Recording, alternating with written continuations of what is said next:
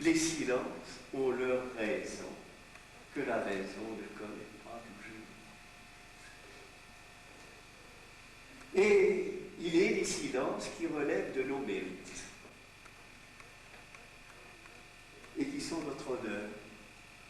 Et que peut-être nous ne découvrons qu'après coup, lorsque, par rapport à autrui, nécessité oblige quand il s'agit d'un mort, nous pratiquons avec lui la vertu de silence. Et alors se découvre à nous ce qui put en être les motifs secrets. Pourquoi fut-il un être de silence? En quelles occasions? Qu'est-ce qui l'amenait à être silencieux? Et devant cette mort d'autrui, le secret de ces silences se révèle à nous au sein même de notre propre silence, et nous découvrons alors les fécondités du silence. Et il n'est pas impossible qu'au cœur des âmes des plus délicates, l'âme de leur silence soit ce qu'il y a de plus difficile à discerner, plus que l'âme de leur parole. Et en ce sens, on pourrait mieux comprendre encore la parole de la veine, le silence et l'hommage que la parole rend à l'esprit.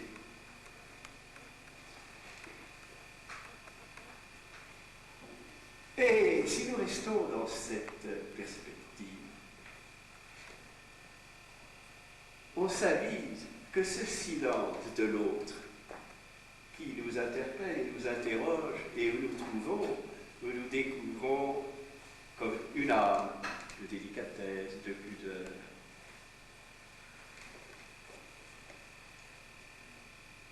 Eh bien, il a fallu qu'il la pratiquât vis-à-vis de lui-même. Je veux dire par là que cette modestie, cette pudeur, cette délicatesse, il lui fallait soigneusement ne pas prendre conscience de lui-même qui lui aurait permis de se reconnaître dans ses qualités, sa force, ses possibilités d'investissement pour se sauver lui-même et sauver ses vertus et la fécondité de son avenir. Il lui fallait pratiquer à son propre égard un certain silence.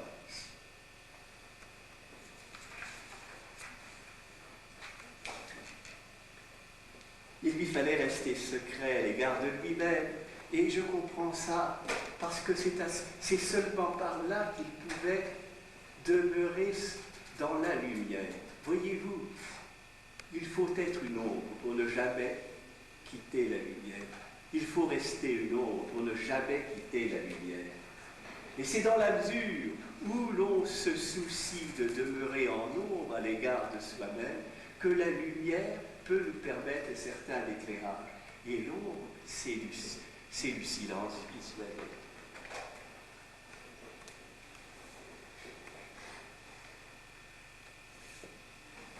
Car nous ne sommes pas dans nos clairvoyances à la dimension de ce qui nous inspire.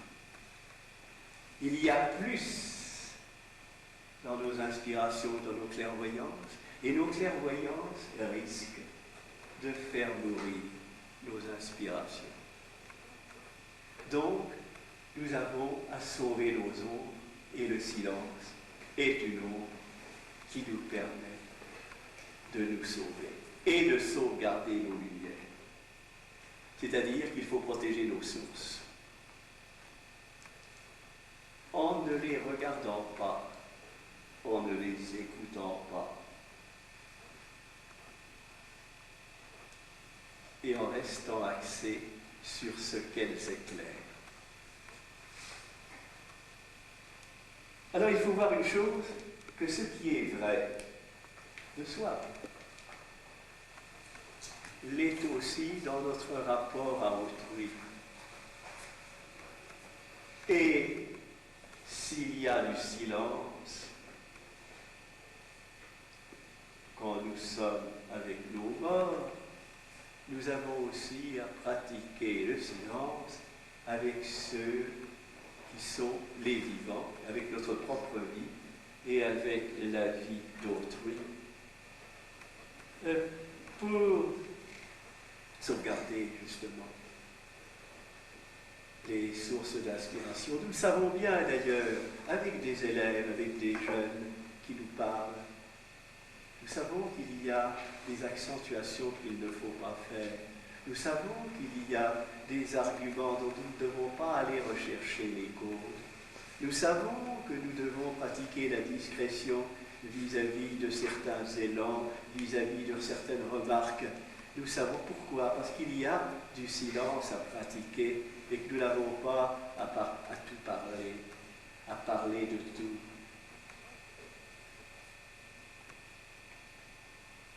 Et je pense que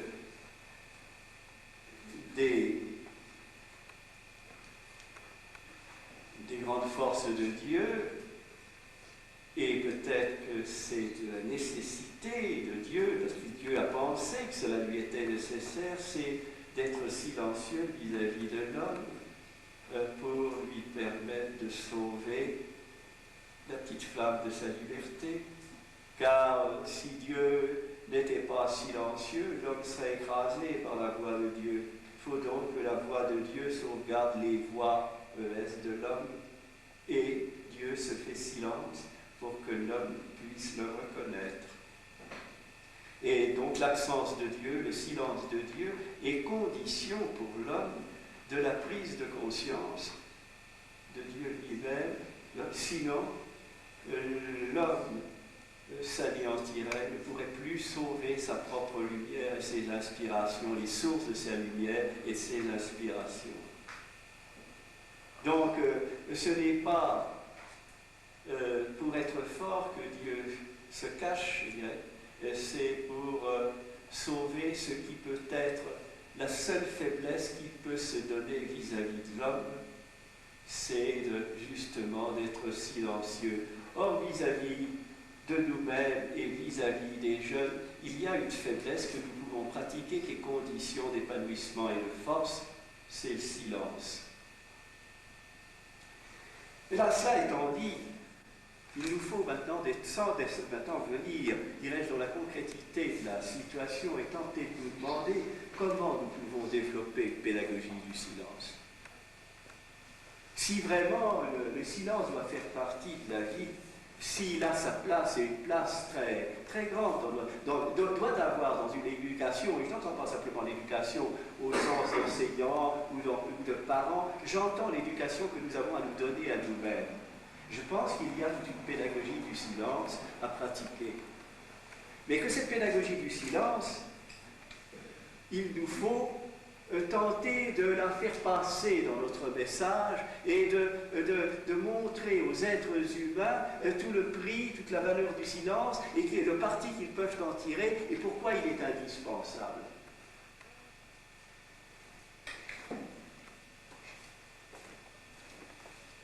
Bien, je crois que, d'abord, comme nous l'avons dit au début, comme il y a une certaine peur du silence, à la limite, dans notre vie spontanée, le silence aurait mauvaise presse. Et très souvent, nous le fuyons. Aussi bien parce que du point de vue naturel, il peut nous faire peur, et puis parce que d'un point de vue, j'allais dire, même dans notre vie personnelle de tous les jours, il va être pour nous source d'ennui. On n'est pas là sollicité, on n'a pas là quelqu'un qui nous parle, on ne se parle pas à soi-même, alors qu'est-ce qu'on va faire? On s'ennuie. Et même, n'est-ce pas, à la limite, on prend peur, comme si on était dans une situation plus ou moins d'anéantissement. Et donc, nous ne sommes pas dans une disposition où nous allons prendre l'initiative du silence. Et c'est cela, voyez-vous, que nous avons, c'est là où nous avons, je pense, quelque chose qui, sur le plan de notre vie personnelle, doit être tout à fait dit au clair. car nous avons, je crois, des initiatives à prendre au point de vue du silence. Nous avons à cultiver le silence et de savoir pourquoi nous le cultivons, c'est-à-dire, donc là, chers collègues, vous allez retrouver un concept que vous connaissez bien, c'est-à-dire quelle structure de projet de silence pouvons-nous avoir. Nous avons à nous mettre dans une structure de projet de silence, c'est-à-dire nous avons à donner du sens au silence, de montrer que le silence a du sens. Eh bien, un premier point qui nous permettrait, je dirais, de le montrer, qui serait le point le plus simple, c'est de montrer que le silence est une condition de finalité humaine.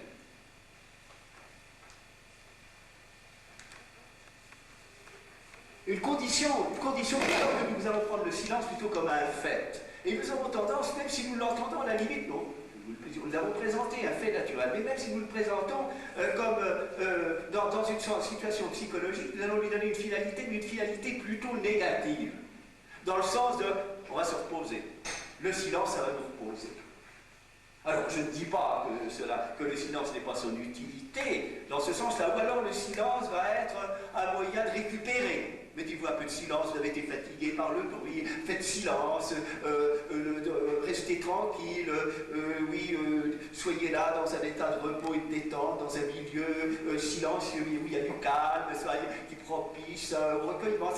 On va l'entendre plutôt dans un sens, voyez-vous, de détente, de repos, c'est un sens qui, tout en étant, c'est déjà positif, mais moi je vous dis, ce n'est pas suffisant. Ce n'est pas comprendre la positivité du silence.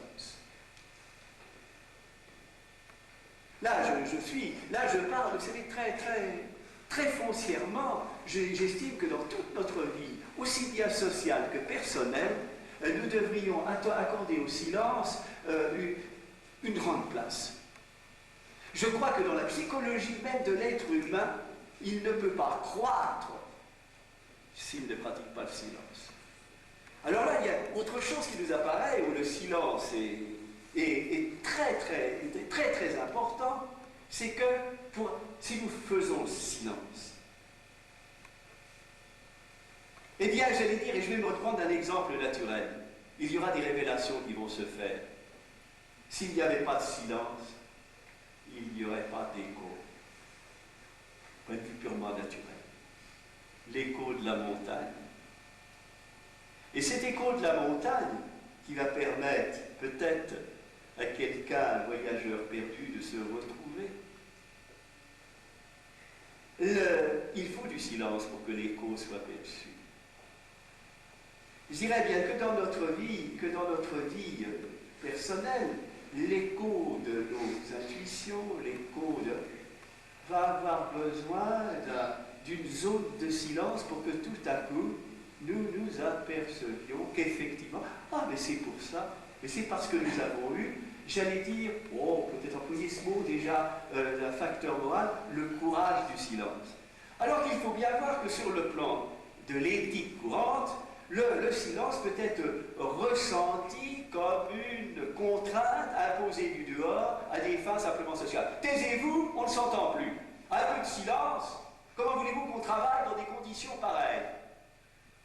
Alors le silence prend un caractère plutôt formel, de contrainte imposée à des fins,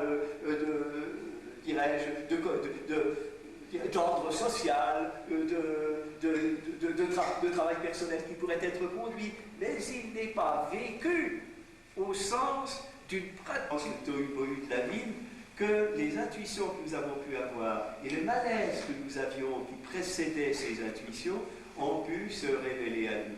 Nous avons des exemples multiples de cela, c'est Poincaré découvrant des fonctions pulsiennes, d'autres découvertes encore qui ne viennent pas à l'esprit, que le silence a été la condition de ces révélations.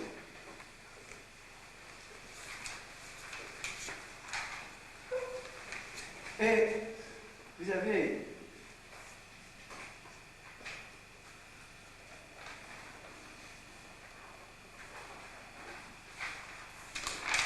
je vais vous lire le texte là qui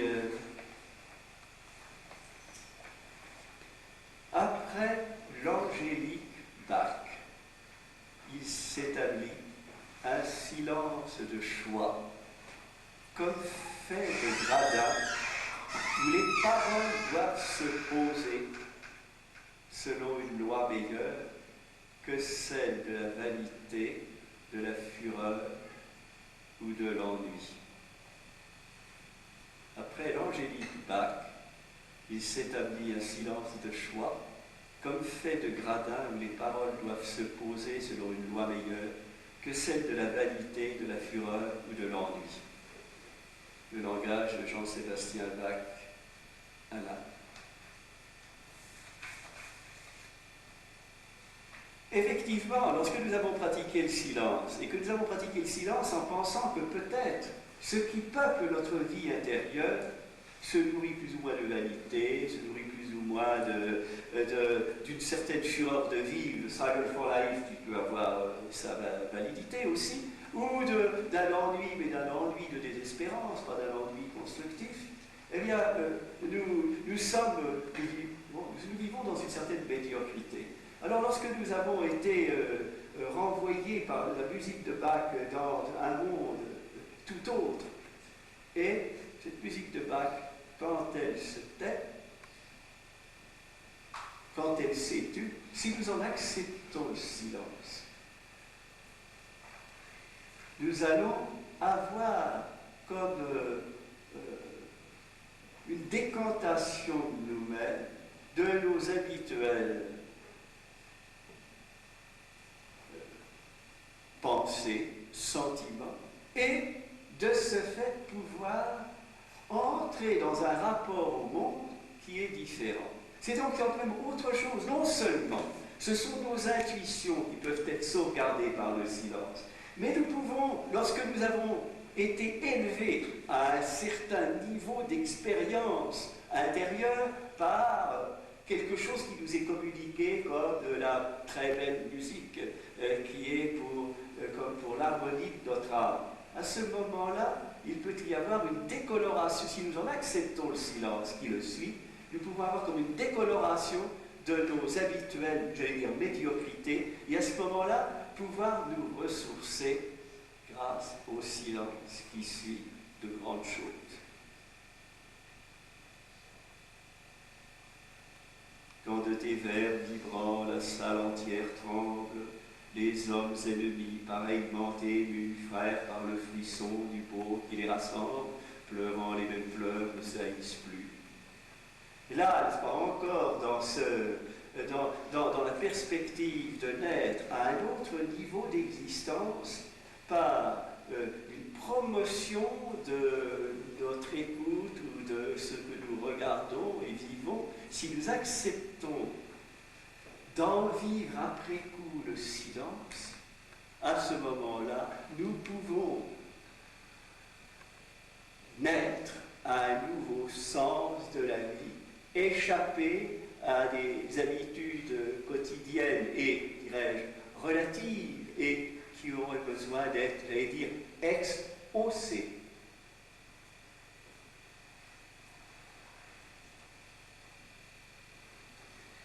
Il est certain que ce retentissement du silence dans la musique a, je pense, une place énorme.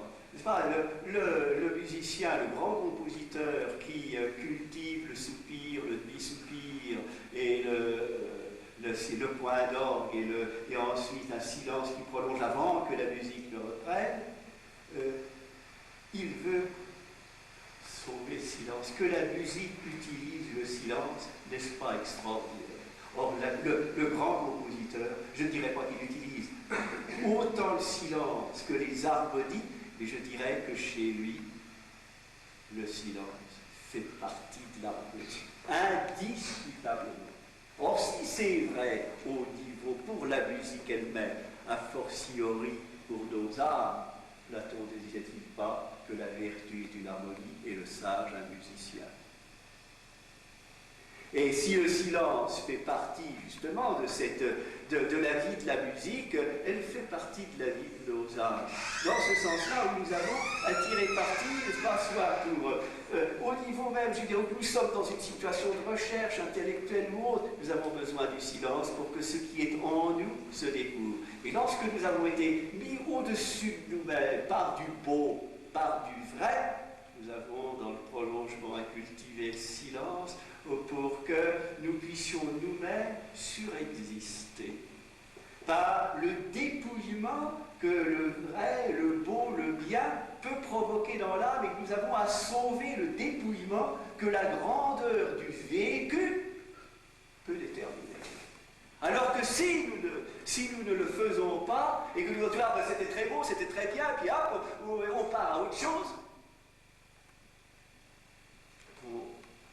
on ne va pas tirer toute la leçon, toute la pédagogie vivante de ce qui est plus qu'un enseignement, de ce qui est plus que du renseignement, que ce qui est vital. Car le vrai, le beau, le bien exprimé, vécu, sont par eux-mêmes pédagogiques à condition qu'on en respecte le silence qui doit s'ensuivre comme source de génération pour nous-mêmes et de grandeur.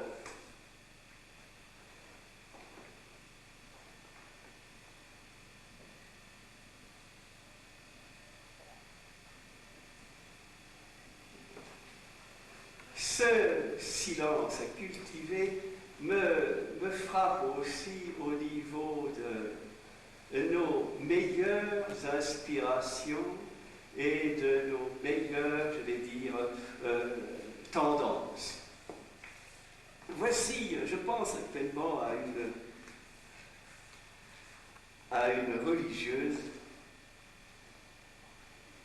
qui est très spontanée et dont la spontanéité est toute pénétrée d'esprit de charité et de désir d'aider. Et elle s'est rendue compte que dans ses empressements, elle commettait des maladresses, soit qu'elle fût dupe des autres, soit qu'elle fût dupe d'elle-même. Et qu'ensuite, même sa spontanéité n'était pas forcément des meilleures. Et elle s'est mise à pratiquer le silence à partir même de ses premiers bons mouvements. Je sais que Talleyrand disait « Méfiez-vous du bon mouvement, c'est le bon ».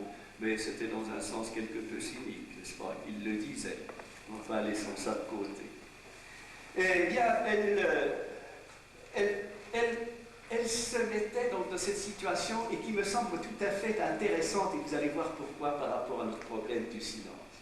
Et elle se posait cette question, au lieu de vouloir répondre tout de suite à une demande qui peut venir de l'autre, d'autrui, ou une demande qui peut venir, j'allais dire même de moi-même, n'est-ce pas, oh bien, il faut que je fasse ça, c'est-à-dire c'est la demande que je m'adresse à moi-même, je dois faire ça pour l'aider, pour lui être utile, etc.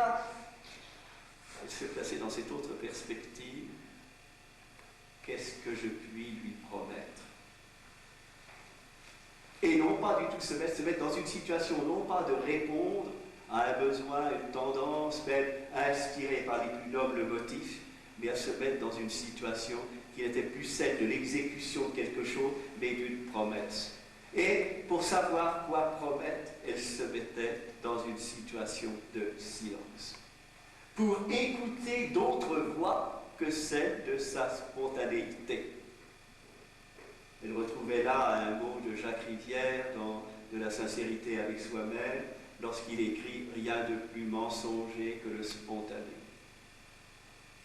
Et le fait de mettre à distance sa spontanéité et de lui donner une autre dimension par l'esprit de promesse. Que puis-je promettre? Que dois-je promettre?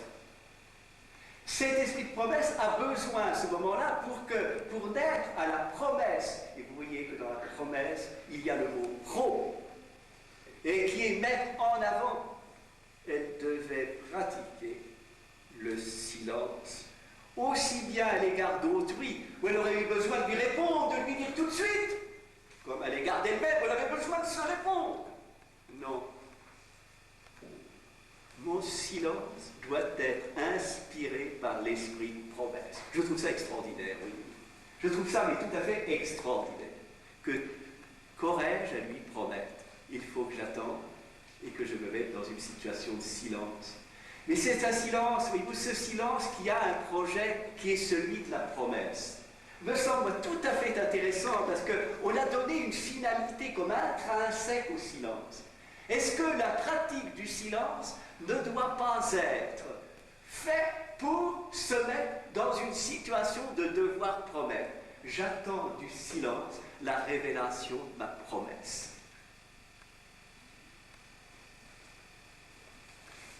Je crois, voyez-vous, qu'il y a là quelque chose qui est extrêmement intéressant et qui nous permettrait, en un sens, de répondre à la grande inquiétude de Charles Péguy concernant le porche de la seconde vertu.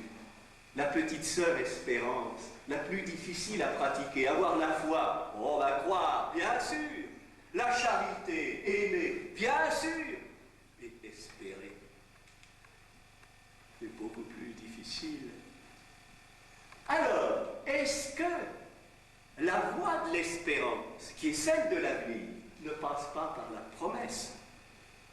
Mais la promesse ne passe-t-elle pas par le silence? Pour faire taire nos voix de spontanéité et de réponse à donner, nos réponses de foi et de charité du présent, pour nous mettre dans la dimension d'un futur. Car bien entendu, le silence concerne forcément un futur. Car on n'est pas silencieux pour être silencieux. Le silence en tant que tel par lui-même, j'allais dire, il n'est pas intéressant, à condition qu'il ait une finalité. Mais comment lui donner une finalité qui soit une finalité ayant un sens propre, un sens intrinsèque? Je me demande si justement donner à son silence l'esprit de promesse n'est pas le moyen d'en nourrir la fécondité ou de permettre de tirer de lui ce qu'il peut nous donner. Je suis silencieux car c'est dans l'ombre du silence que la lumière de la promesse va se révéler.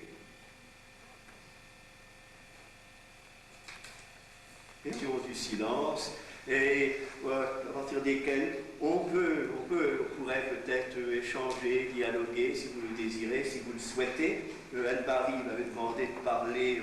Attendez, je ne sais pas si j'ai tenu. Est-ce que j'ai tenu le temps qu'elle m'avait demandé de parler? Je ne peux pas alourdir, mais si vous le désirez, nous pouvons échanger sur le problème du silence. Je vous remercie de votre attention.